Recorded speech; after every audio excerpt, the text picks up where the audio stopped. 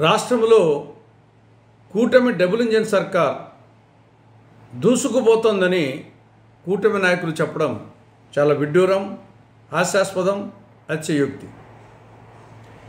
అప్పుల్లో మాత్రం దూసుకుపోతూ ఉండేది వాస్తవమే. All time record.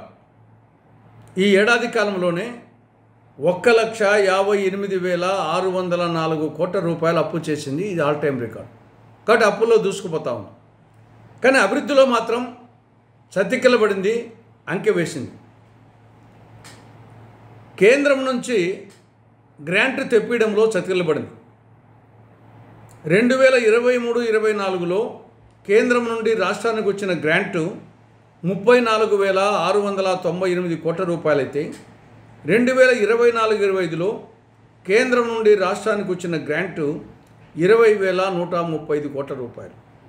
అంటే 14,563 కోట్ల రూపాయలు కేంద్రం నుండి గ్రాంట్ తగ్గింది ఈ ఏడాదిలో. ఇది సాధించింది. ఇక రాష్ట్రానికి సంజీవని లాంటి ప్రత్యేక హోదా అమలు కావడం లేదు.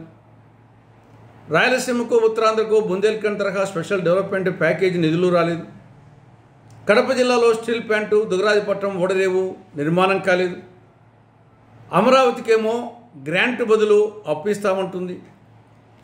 పోలవరమేమో బహుళార్థ సాధక ప్రాజెక్టు నత్తనడక సాగుతూ ఉంది.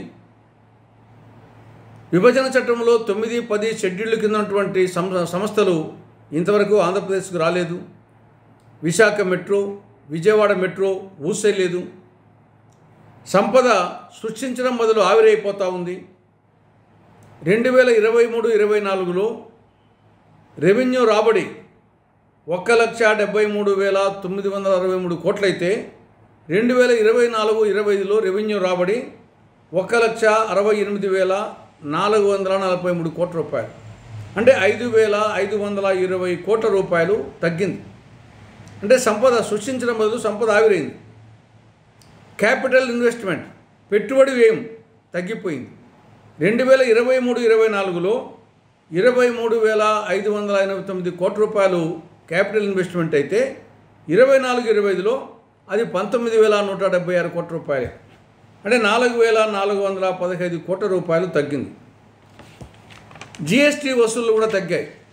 2024 ఏప్రిల్-మే మాసాలతో పోలిస్తే 2025 ఏప్రిల్-మే మాసాల్లో జిఎస్టీ వసూళ్లు తగ్గాయి. అంటే ప్రజల కొనుగోలు శక్తి తగ్గింది. రియల్ ఎస్టేటు పాతాళానికి పడిపోయింది. విద్యుత్ సర్దుబాటు ఛార్జీలు 15,480 కోట్ల రూపాయలు ఒకేసారి బాధడం జరిగింది. అంటే బాధుడే బాధుడు, వీరబాధుడు. కాబట్టి కూటమి ప్రభుత్వం చెప్పినట్టు, కూటమి పార్టీలు చెప్పినట్లు రాష్ట్రము అప్పుల్లో మాత్రము దూసుకుపోతూ ఉంది, అభివృద్ధిలో మాత్రము కుంటుపడింది, సతికిలబడింది అని ఖచ్చితంగా చెప్పక తప్పదు. ఇక నిన్న విజయోత్సవ సభలో డిప్యూటీ చీఫ్ మినిస్టర్, జనసేన అధ్యక్షుడు పవన్ కళ్యాణ్ గారు వాడిన మాటలు ఇవి అనుచితం. తొక్కి నార తీస్తాడట. ఏమిటో ఆ నార తీయడం? ఇలాంటి మాటలు గతంలో కూడా మాట్లాడినాడు ఆయన. ఒకసారి జనసేన ఆఫీసులో, అప్పుడు ఇంకా అధికారం రాలేదు, ఏ మాట అన్నాడు? తమాషాగా ఉందా కొడకల్లారా, ప్యాకేజీ గీకేజీ అంటే చెప్పు చూపిస్తూ పళ్ళు రాలగొడతా, అరే వెధవలారా, సన్నాసులారా, చవటల్లారా, దద్దమ్మలారా, ఒంటి చేత్తో వచ్చి మెడ పిసికి తొక్కి చంపేస్తా, ఇలాంటి మాటలు మాట్లాడినాడు. ఆయన ఇప్పుడు నీతులు చెప్తున్నాడు. కోడలికి బుద్ధి చెప్పి అత్త తెడ్డు నాకిందని ఒక సామెత ఉంది. ఆ విధంగా ఆయన ఒదిక్కేమో ప్రత్యర్థులు వచ్చేసి వాళ్ళు ఆ విధంగా మాట్లాడకూడదు అంటూనే ఈయన మాత్రము గతంలో మాట్లాడినాడు, ఇప్పుడు మాట్లాడుతున్నాడు.